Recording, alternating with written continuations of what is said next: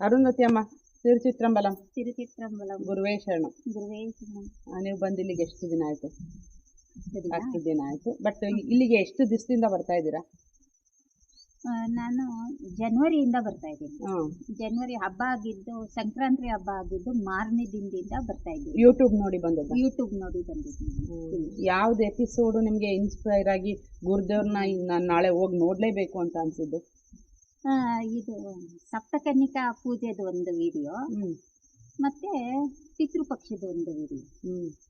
ಆ 2 ವಿಡಿಯೋನಲ್ಲಿ ನಮಗೆ ಜೀವನಕ್ಕೆ ಏನು ಬೇಕು, ಮುಂದಿನ ಪ್ರಿಪ್ರೇಷನ್, ನಮಗೆ ಮುಂದಿನ ಆತ್ಮಕ್ಕೆ, ನಮ್ಮ ಆತ್ಮಕ್ಕೆ ಏನು ಬೇಕು ಅದೆಲ್ಲ ನಮಗೆ ಸಿಕ್ತ ವಿಡಿಯೋನಲ್ಲಿ. ಅಲ್ಲ, ನೀವು 15 ವರ್ಷ ದತ್ತಾತ್ರೇಯ ಚರಿತ್ರೆ, ಗುರು ಚರಿತ್ರೆ ಎಲ್ಲ ಪಾರಾಯಣ ಮಾಡಿದ್ದೀನಿ ಅಂತೀರಾ. ಆಮೇಲೆ ಪ್ರತಿ ವರ್ಷ ಪಾಂಡುರಂಗ ವಿಠಲನ ಸೇವೆ ಮಾಡ್ತೀನಿ ಅಂತ ಹೇಳ್ತೀರಾ. ಆಮೇಲೆ 20 ವರ್ಷ ಸತತ ದೈವಿಕ ಸೇವೆಯಲ್ಲಿದ್ದೀರಾ.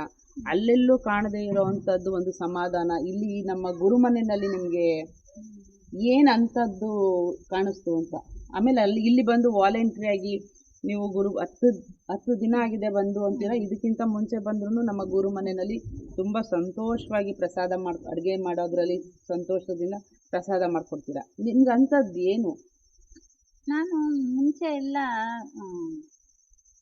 ಮುಂಚೆ ಮಾಡಿದ್ದೀನಿ ದೇವ್ರ ಸೇವೆ, ಪಾಂಡುರಂಗನ ಸೇವೆ ಇದೆಲ್ಲ ಮಾಡಿದ್ದೀನಿ. ಆದರೆ ಅದು ಭಕ್ತಿ ಮಾರ್ಗದಲ್ಲಿ ಮಾಡಿದ್ದೀನಿ. ನಾನು ಭಕ್ತಿ ಮಾರ್ಗದಲ್ಲಿ ಮಾಡಿದ್ದೀನಿ ಆ ಸೇವೆ ಎಲ್ಲ.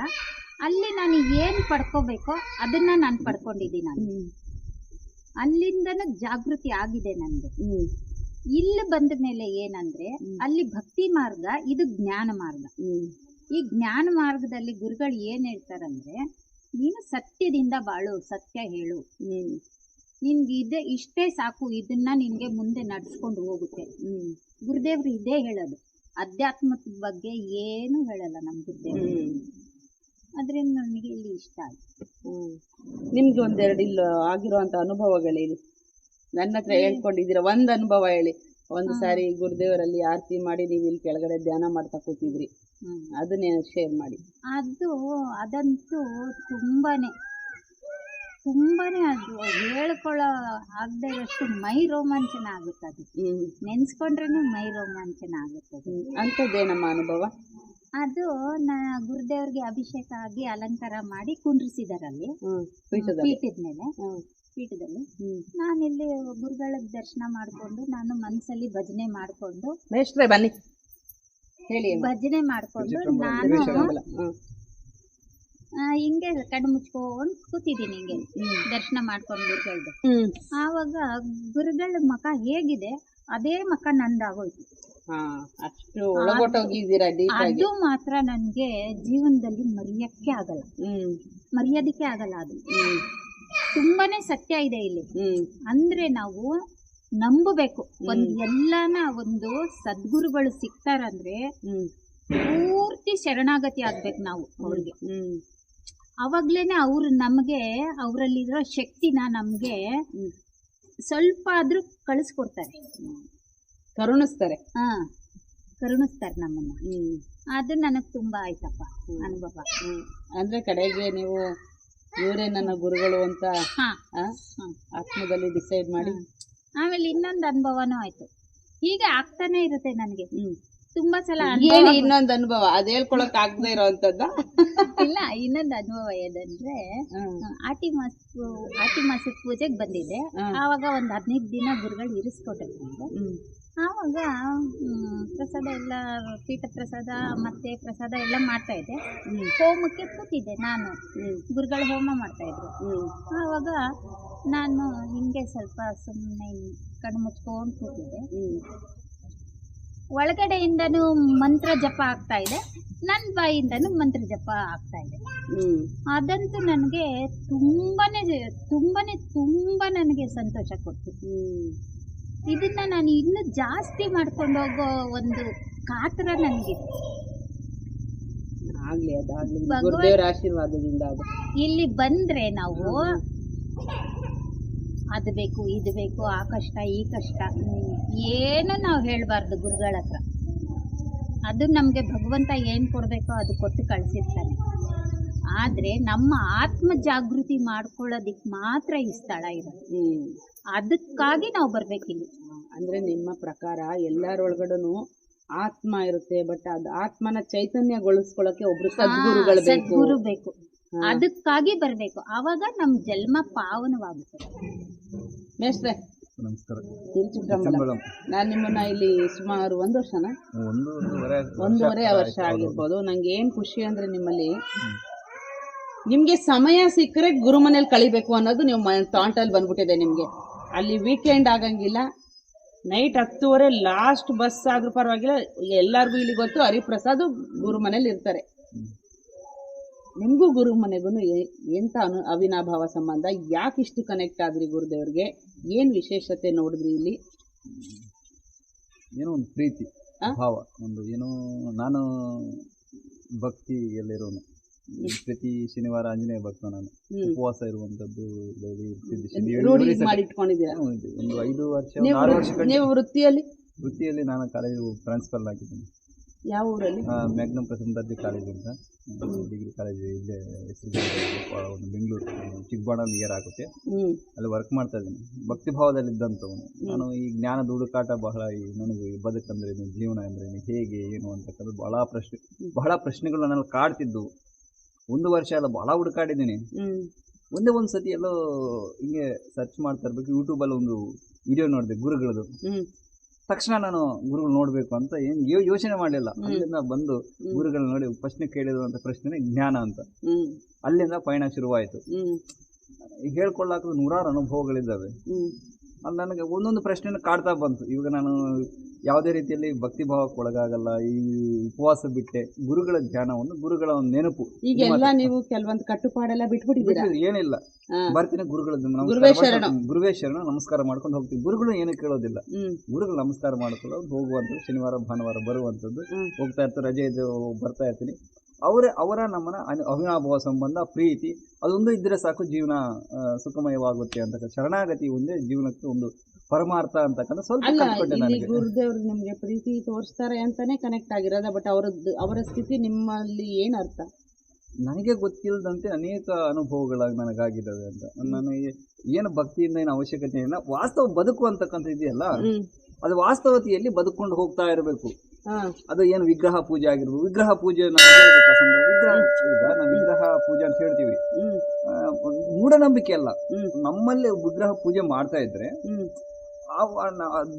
ವಿಗ್ರಹವನ್ನು ಪೂಜೆ ಮಾಡ್ತಾ ಇರ್ತೀವಿ, ಬಟ್ ನಮ್ಮಲ್ಲಿರುವಂತ ನಮ್ಮನ್ನೇ ನಾವು ಕೇಳ್ಕೊಳ್ಳುವಂಥದ್ದು ಅಂತಕ್ಕಂಥದ್ದು ಅನುಭವ ಆಯಿತು ನನಗೆ ಆ ಭಕ್ತಿ ಭಾವದಲ್ಲಿ. ಈಗ 100 ಅನುಭವಗಳು ಒಂದೊಂದೇ ಆಗ್ತಾ ನನಗೆ ಈಗ ಒಂದು ಸ್ಥಿತಿಗೆ ಬಂದಿದೆ. ಏನಂತಂದ್ರೆ ಜೀವನದಲ್ಲಿ ಏನೂ ಇಲ್ಲ, ಈ ಕ್ಷಣ ಅಂತಕ್ಕಂಥ ಸಂತೋಷದಿಂದ ಬದುಕಬೇಕು. ಆಗ ಜೀವನ ಸಾರ್ಥಕ ಆಗುತ್ತೆ. ಮುಂದೆ ಹೋಗೋದು ಗೊತ್ತಿಲ್ಲ, ಹಿಂದೆ ನಡೆದು ಹೋಗಿರುವಂಥದ್ದು ನಮಗೆ ಬರೋದಿಲ್ಲ. ಈ ಕ್ಷಣದಲ್ಲಿ ಬದುಕಬೇಕು, ಅದೇ ವಾಸ್ತವ, ಅದೇ ಸತ್ಯ, ಅದೇ ಜೀವನ, ಅದೇ ಬದುಕು ಅಂತಕ್ಕಂಥದ್ದನ್ನು ಸ್ವಲ್ಪ ನನಗೆ ಈಗ ಅರಿವಾಗ್ತಾ ಇದೆ ಅಂತಕ್ಕಂಥದ್ದು. ಅಂದ್ರೆ ಒಟ್ಟಾರೆ ಸಾರಾಂಶ, ಗುರುದೇವರು ಎಂತ ಉಚ್ಛಾಯ ಸ್ಥಿತಿಲಿ ಅವರು ಆಧ್ಯಾತ್ಮಿಕದಲ್ಲಿ ಇದ್ರು ಕಡೆಗೆ ನಮ್ಗೆ ಲಾಸ್ಟ್ ಸಂದೇಶ ಒಂದೇ, ಈ ಕ್ಷಣ ನನ್ನದು, ಸತ್ಯವಾಗಿ ಬದುಕು, ಎಲ್ಲರನ್ನು ಪ್ರೀತಿಸು. ಇದು ಲಾಸ್ಟ್ ಸಂದೇಶದಲ್ಲಿದ್ದಾರೆ. ಏನಂತೀರಾ? ಹೌದೌದು. ಬಟ್ ಅದನ್ನೆಲ್ಲ ಮೀರಿನೂ ಇದನ್ನ ನಮ್ಗೆ ಬೋಧನೆ ಮಾಡ್ತಾ ಇದ್ದಾರೆ ಅಂತ ಅಂದ್ರೆ ಇದ್ರಲ್ಲಿ ಎಷ್ಟು ಸತ್ಯ ಇದೆ. ನಮ್ಗೆ ಅಷ್ಟೇ ಸಾಕ ಅಂತ, ಸಾಕು ನಿಜವಾಗಿನೂ. ಸತ್ಯ ಪ್ರೀತಿ ಸಾಕು. ನಾವು ಏನೇನೋ ಎಲ್ಲೆಲ್ಲೋ ಈಗ ಆ ಗುರುಗಳು ಈ ಗುರುಗಳು ಅಂತ ಹೋಗಿ ಏನೇನೋ ಮಾಡ್ತಾ ಇರ್ತಾರೆ. ಆ ಹಿಪ್ನೋಟಿಸಮ್ ಅಂತೆ, ಆ ಒಂದು ಕುಂಡಲಿ ಶಕ್ತಿ ಅಂತೆ, ಇನ್ನು ಏನೇನೋ ಗುರುಗಳು ಇದಾರಲ್ಲ, ಏನೇನೋ ಮಾಡ್ತಾ ಇರ್ತಾರೆ. ಅದೆಲ್ಲ ವಾಸ್ತವ ಅಲ್ಲ. ಒಂದು ಏನಿದೆಯಲ್ಲ, ಸತ್ಯ ಪ್ರೀತಿ ಇದೆಯಲ್ಲ, ಅದೇ ಜೀವನದ ಸತ್ಯ. ಅದನ್ನ ಒಂದು ಅನುಭವದ ಮೂಲಕ ತಿಳ್ಕೊಬೇಕು. ನಾವು ಯಾರು ಕೇಳಿ ಆಗಲ್ಲ. ಒಂದಷ್ಟು ಅನುಭವ ನಮ್ಮಲ್ಲಿ ಸ್ವ ಅನುಭವ ಆದಾಗ ಅದು ನಮಗೆ ಅರಿವಾಗುತ್ತೆ.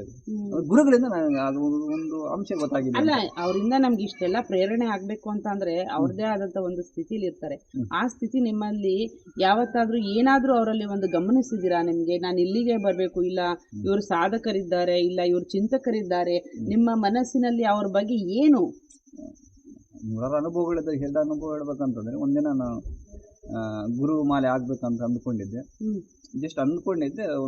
ಜಸ್ಟ್ ಒಂದು 2 ಮಿನಿಟ್ಸ್ ಅಲ್ಲಿ ನೀವೇ ಬಂದು ಕೇಳಿದ್ರೆ ಗುರುಮಾಲೆ ಹಾಕುವಂತ ಆಸೆ ಇದೆಯಾ ನಿಮಗೆ ಬಂದು ನಾನಾ? ಹ್ಮ್. ಹಾ ಹಾ ಹಾ ನೀವೇ ಬಂದು ಹೇಳಿದ್ರೆ ಅದು ತಕ್ಷಣ ಅದು ಒಂದು ಗುರುಗಳೇ ನಿಮ್ಮಿಂದ ಬಂದು ಹೇಳಿಸಿದ್ದಾರೆ ಅಂತ. ಹಾ ಇನ್ನೊಂದು ಅನುಭವ ಅಂತಂದ್ರೆ ಕವನ ಸಂಕಲನ ಬಿಡುಗಡೆ ಮಾಡ್ಬೇಕಂತ ಮನಸ್ಸಲ್ಲಿ ಅಂದ್ಕೊಂಡಿದ್ದೆ. ಸತೀಶ್ ಅಂತ ಇದೆ ಗುರು ಶಿಷ್ಯರೊಬ್ರು ಇದ್ದಾರೆ, ಬಂದು ನೀವು ನೆಕ್ಸ್ಟ್ ಇದರಲ್ಲಿ ಗುರು ಪೂಜೆ ಇರುತ್ತಲ್ಲ ಅಷ್ಟರೊಳಗಾಗಿ ನಿಮ್ದು ಇದು ಕವನ ಸಂಕಲನ ಬಿಡುಗಡೆ ಆಗುತ್ತೆ ಅಂತ ಹೇಳ್ತಾರೆ.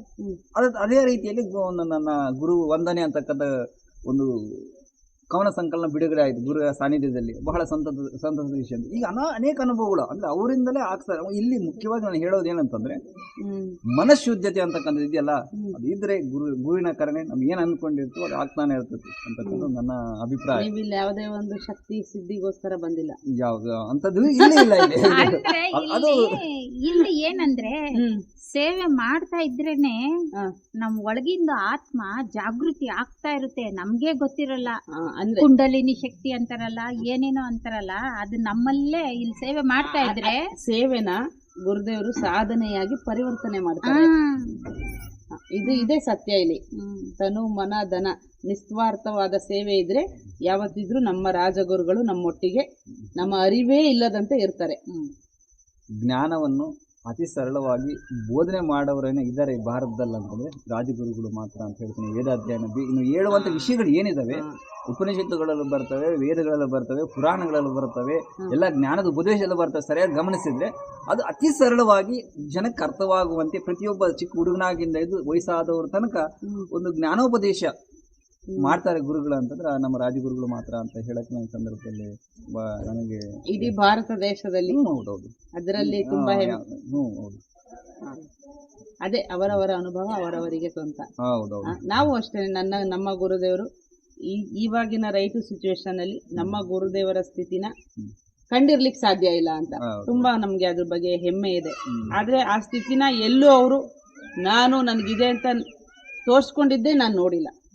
ನಂಗೇನು ಗೊತ್ತಿಲ್ಲಪ್ಪ, ನಾನೊಬ್ಬ ದಾಸ ಅನ್ನೋದ್ರಲ್ಲೇ ನಮ್ಗೆ ಅಂದ್ರೆ ಈಗೋನ ನಾನತ್ವನ ಹೊರಗಡೆ ಹಾಕುವಂತ ಏಕೈಕ ಗುರು ನಮ್ಮ ರಾಜಗುರುಗಳು.